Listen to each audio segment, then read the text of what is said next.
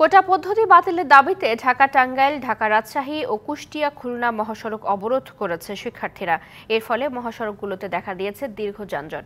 সরকারি চাকরিতে মুক্তিযোদ্ধা কোটা পুনর্বহালের প্রতিবাদে ঢাকা টাঙ্গাইল মহাসড়ক অবরোধ করেছে মাওলানা ভাসানী বিজ্ঞান ও প্রযুক্তি বিশ্ববিদ্যালয়ের শিক্ষার্থীরা। বেলা 11টার দিকে শহরের আশিকপুর বাইপাস এলাকায় অবস্থান আন্দোলন শুরু করে শিক্ষার্থীরা। এ সময় মহাসড়কের দুই পাশে যানবাহন চলাচল বন্ধ হয়ে যায়। দীর্ঘ যানজট সৃষ্টি হয়ে দুর্ভোগে যাত্রীরা। এদিকে একই দাবিতে ঢাকা রাজশাহী মহাসড়ক অবরোধ করেছে রাজশাহী বিশ্ববিদ্যালয়ের শিক্ষার্থীরা। সকালে বিশ্ববিদ্যালয়ের প্যারিস রোডে ছাত্র সমাবেশের পর বিক্ষোভ মিছিল বের হয়। জোহা চত্বর হয়ে ক্যাম্পাসের প্রধান ফটকের সামনে সড়ক অবরোধ করে অবস্থান নেন তারা।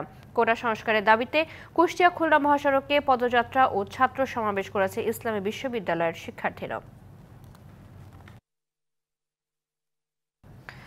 কোটা পদ্ধতি বাতিলের দাবিতে শিক্ষার্থীরা আন্দোলন করছেন। এই বিষয়ে আরো জানাতে রাজশাহী এবং টাঙ্গাইল থেকে যুক্ত হচ্ছেন আমাদের সহকর্মীরা।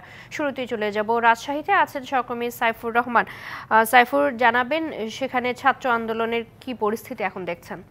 জি চৈতি, আপনি যেমনটা বলছিলেন যে সারা দেশের মতোই কিন্তু রাজশাহীতেও ছাত্ররা আন্দোলন শুরু করেছেন। তারা কোটা সংস্কারের দাবিতে তারা আন্দোলন শুরু করেছেন। তো এই মুহূর্তে আমি আছি রাজশাহী বিশ্ববিদ্যালয়ের প্রধান ফটকের সামনে। এখানে ঢাকা রাজশাহী মহাসড়ক অবরোধ শেষে শিক্ষার্থীরা একটি বিক্ষোভ মিছিল নিয়ে কিন্তু ক্যাম্পাসে প্রবেশ করছেন। তারা এই মুহূর্তে এখানে রাজশাহী বিশ্ববিদ্যালয়ে অনেক শিক্ষার্থী, প্রায় কয়েক হাজার শিক্ষার্থী কিন্তু তারা এখানে কোটা সংস্কারের দাবিতে তারা আন্দোলন করছিলেন। তো আমি এই মুহূর্তে একটু কথা বলবো যে আসলে এখানে যারা আন্দোলনকারী রয়েছেন, যে আন্দোলনে আপনাদের ভবিষ্যৎ পরিকল্পনা কি, আপনারা কি চান সেটা? আচ্ছা, আমরা যেটা মূলত চাই সেটা হচ্ছে যে 2018 সালে যখন কোটা সংস্কারের আন্দোলন হয়েছিল পুরো বাংলাদেশ ব্যাপী, তখন আমাদের মাননীয় প্রধানমন্ত্রী শেখ হাসিনা সংসদে কিন্তু উনি বলেছিলেন যে সব রকমের কোটাই বাতিল, এবং পরবর্তীতে একটা পরিবর্তন জারি করা হয়েছিল।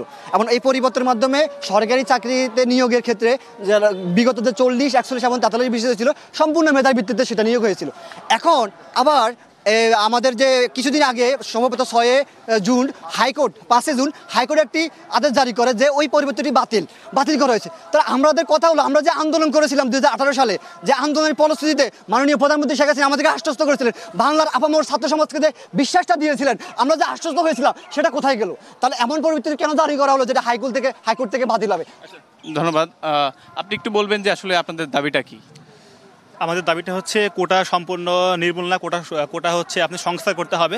যেখানে আপনি দেখেন যে আমাদের মুক্তিযোদ্ধা কোটা 30% থেকে মানে থেকে জেলা কোটা, নারী কোটা সব মিলিয়ে 56% কোটা আর কি। তো সেখানে 100 জনের মধ্যে দেখা যাচ্ছে যে 56 জন তো শুধু হচ্ছে কোটা দিয়ে যাচ্ছে আর কি।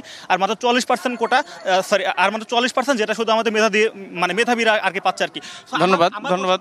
চৈতি, শুনছিলেন আসলে যে শিক্ষার্থীরা বলছে যে কোটা রয়েছে সেই কোটাগুলো সংস্কার করা উচিত, সংস্কার করে সাধারণ শিক্ষার্থীদের সুযোগ দেওয়া উচিত এবং রাষ্ট্রের যারা নাগরিক রয়েছেন তারা সমান সুযোগ যেন পায়। চৈতি। সাইফুল, ধন্যবাদ আপনাকে। আমাদের সাথে টাঙ্গাইল থেকে আরো যুক্ত আছেন সহকর্মী সোহেল তালুকদার। সোহেল, জানাবেন যে টাঙ্গাইলে এই কোটা বিরোধী আন্দোলনের পরিস্থিতি কেমন দেখছেন?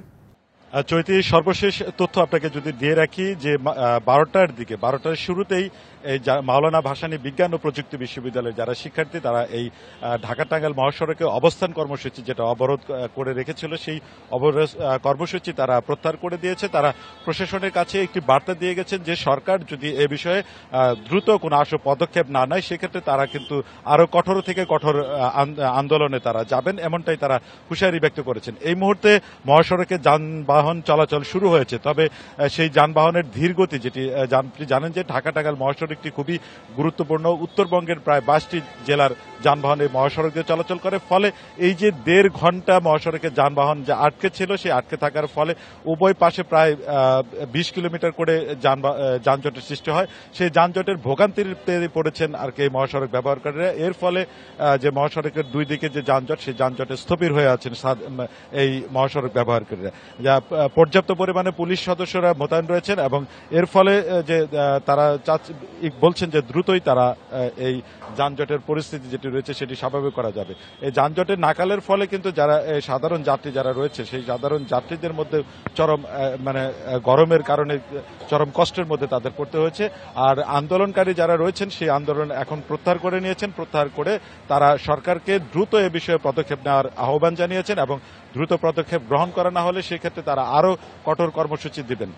প্রশাসনের পক্ষ থেকে তাদেরকে জানানো হয়েছে যে তাদের যে আন্দোলন সেই আন্দোলনটি যথাযথ কর্তৃপক্ষের মাধ্যমে তারা ঊর্ধ্বতন কর্তৃপক্ষের কাছে এটি বার্তা পৌঁছে দিবেন, সে মোতাবেক তারা করবেন। এবং বিশ্ববিদ্যালয়ের শিক্ষার্থীরা বলছেন যে শুধু সেই বিশ্ববিদ্যালয় নয়, অন্যান্য যে টাঙ্গাইলের যে বিশ্ববিদ্যালয় রয়েছেন, শিক্ষার্থী রয়েছেন, তাদের নিয়ে তারা জগৎপথ একটি আন্দোলন করবেন, সে যদি এই কোটা পদ্ধতি বাতিল না হয়। চৈতি। সোহেল, ধন্যবাদ আপনাকে।